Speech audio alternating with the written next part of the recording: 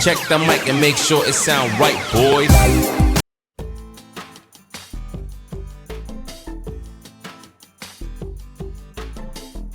Hi viewers, this is Road Dog.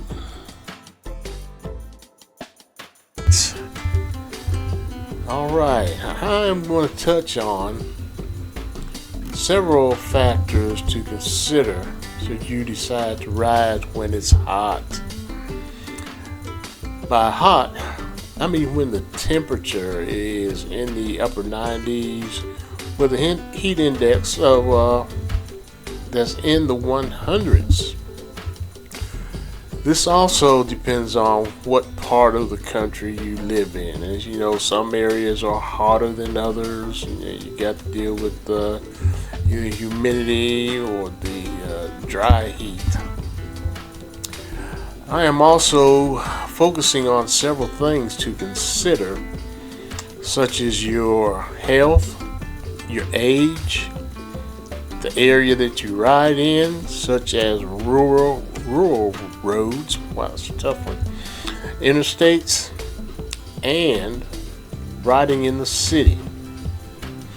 I will also talk about things you can do to make your ride more comfortable, such as staying hydrated, the type of clothing to wear, how long should you ride, and knowing the signs of when you are getting dehydrated.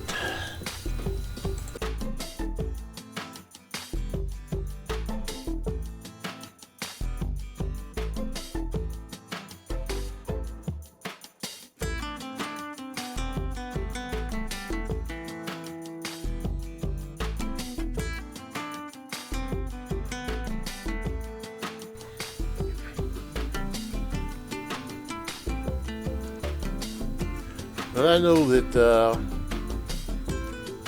there are other videos out there that focus on driving in the heat.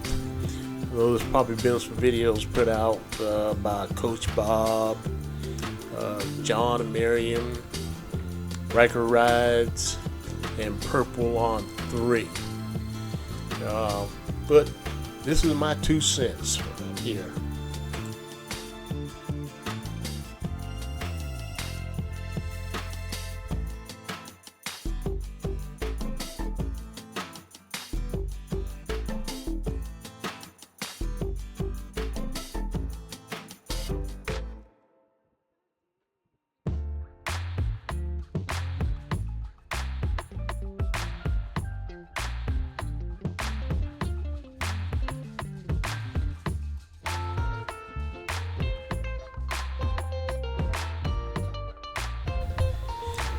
Well, I know the first thing that I do when I go out for a ride is I check the weather forecast for the day I plan on riding. I usually check it the night before, either on the weather app or by watching the local news.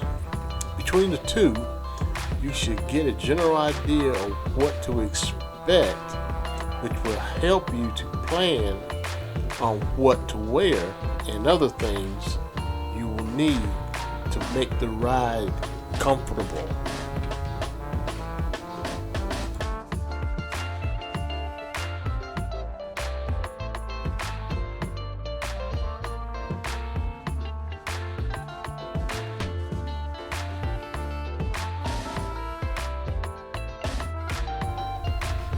Alright, the most important thing of all is your physical health.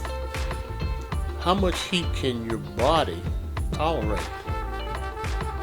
You need to make sure that you do not have any health conditions that can cause any serious health issues such as heat stroke or heart attack while you're out on your ride. You should know the signs of dehydration and take immediate action before it leads to a heart attack.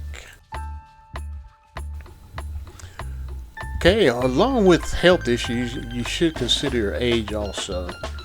The older you get, you may have a tendency not to be able to tolerate the heat as much as a younger person. This does not apply to everyone.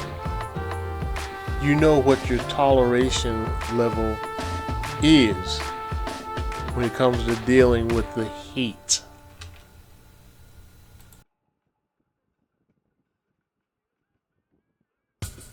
As you can see, I am on a rural road where I'm fully exposed to the sun.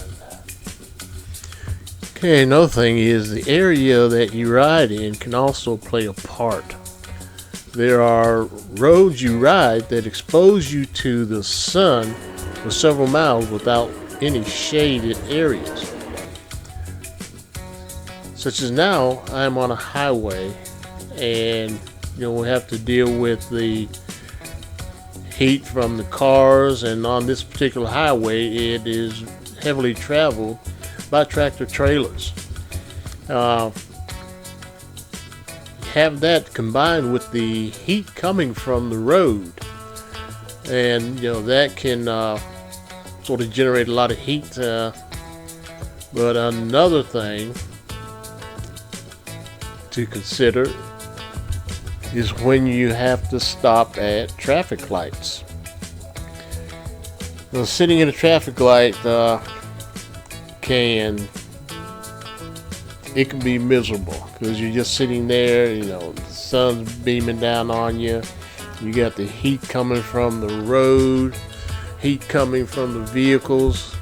It just makes it miserable.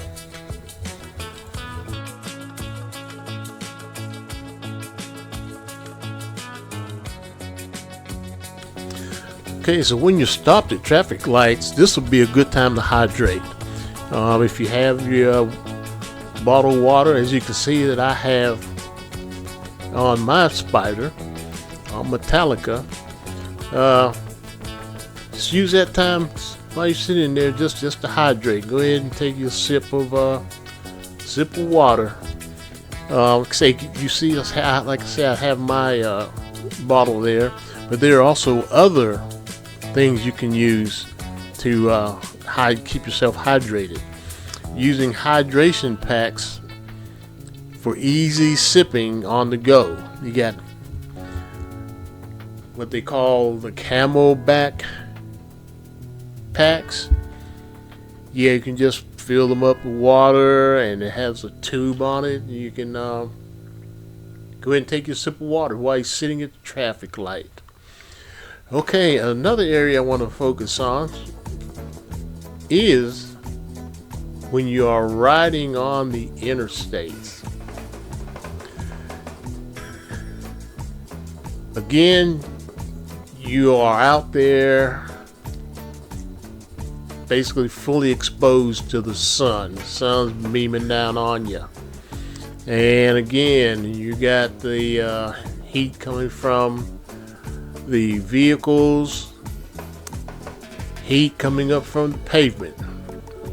But the one good thing about being on the interstate, you're steadily moving, and you'll get a little breeze, it'll cool you off some. Sometimes that air is a little warm, but it still feels better than just sitting still at a traffic light.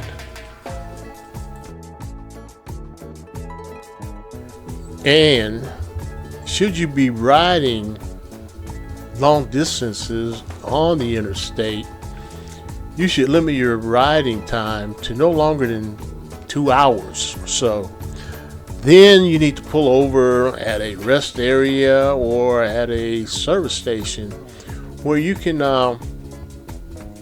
cool down a little bit. Get off your Spider or your bike, go into the store inside and cool off, and you can also hydrate during that time. So that'd be a good time to do that, because you don't want to get out there on the interstate and you're going on a 6-hour ride and you try to ride it straight through. that would not be good, especially in the heat.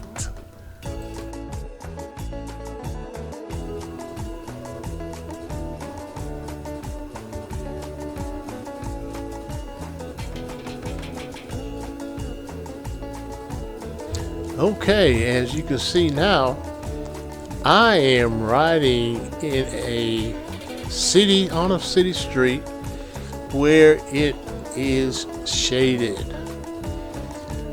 This is one of my favorite areas to ride in. This is in the Myers Park neighborhood in Charlotte, North Carolina. As you can see, the streets lined with trees on both sides. This area is known for its shaded trees. But if you look, you'll see some trees that look like they've just been planted. That is to replace the trees that were blown down when Hugo came through years ago. And some of them have been replaced due to being rotten, and they were taken down.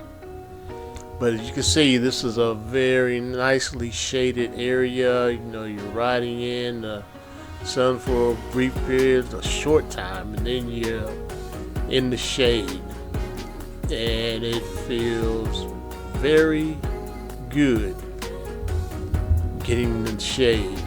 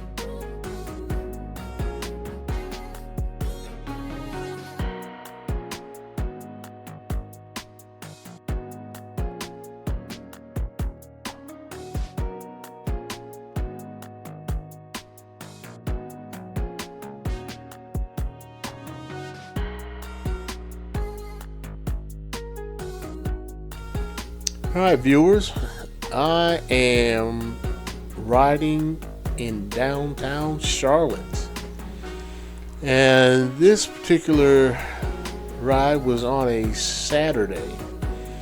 The traffic is not that bad right now, as well as the pedestrian traffic, which is a couple things you have to be aware of and deal with. But as you can see, by all the tall buildings there, it blocks out the sun. So this makes for a nice, cool ride. Somewhat. It's better than, like I say, being out with direct sunlight.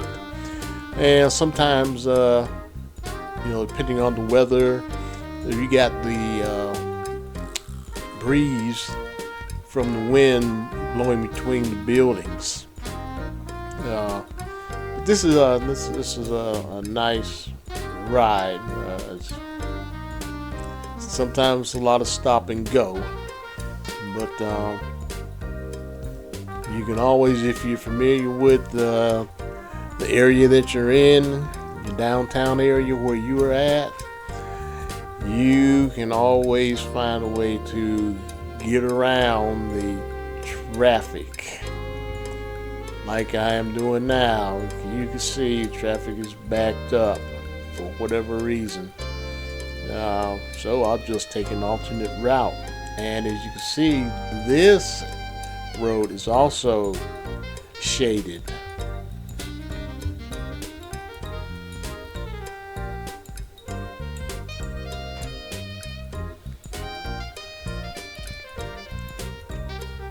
There's another road that turned on, and you can see it's shaded too. Got some sun coming through, but it's just for a short period of time. Traffic is moving pretty good. This is just an enjoyable ride downtown. Like I say, I am familiar with it, so I know which roads to take to avoid traffic when it comes to a stop or a standstill. Man, even stopped at a traffic light. I'm still in the shade.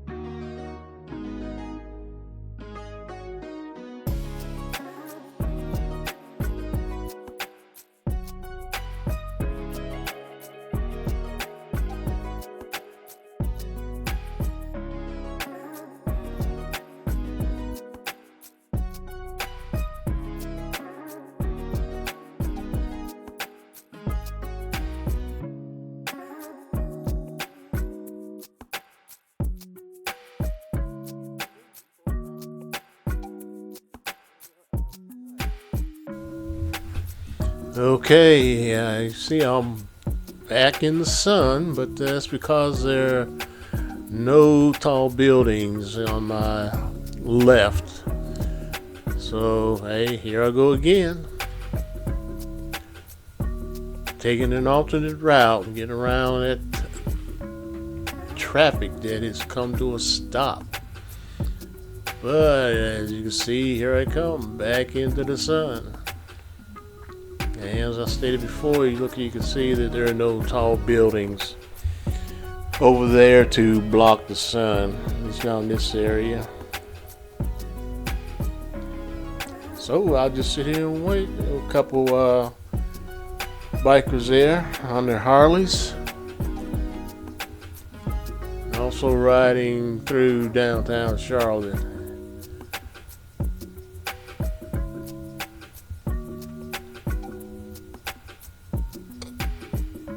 There we go. The light's green. I can get out of the sun. Head for another shaded area.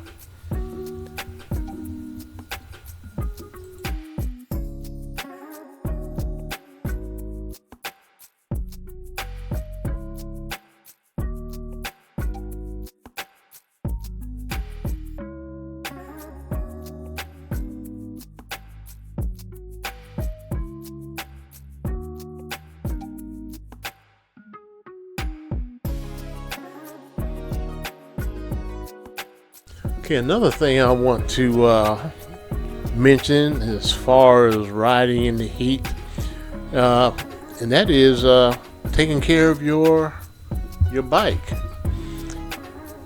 You have to make sure that your tire pressure is right, your coolant levels are where they should be, and your battery health.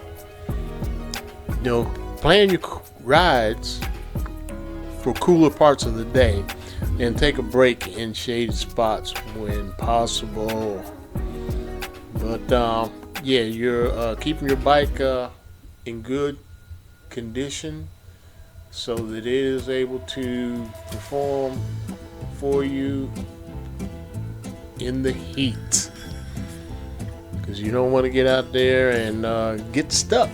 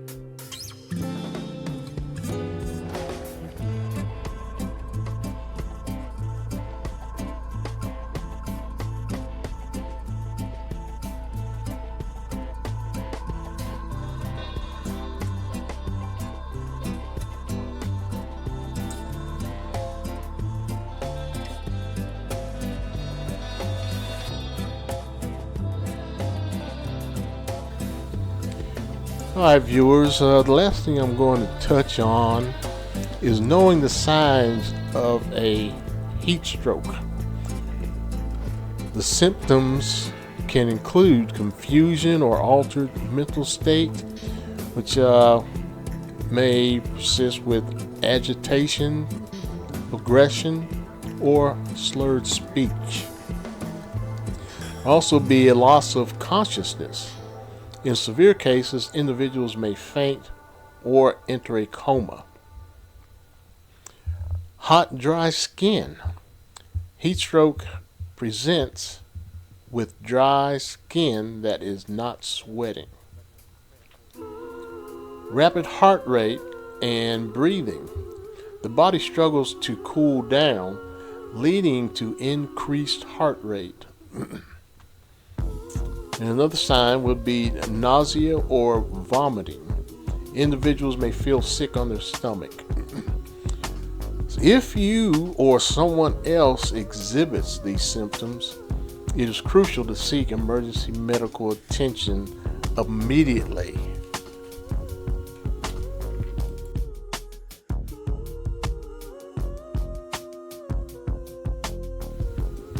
Hopefully these tips will help you enjoy your summer ride.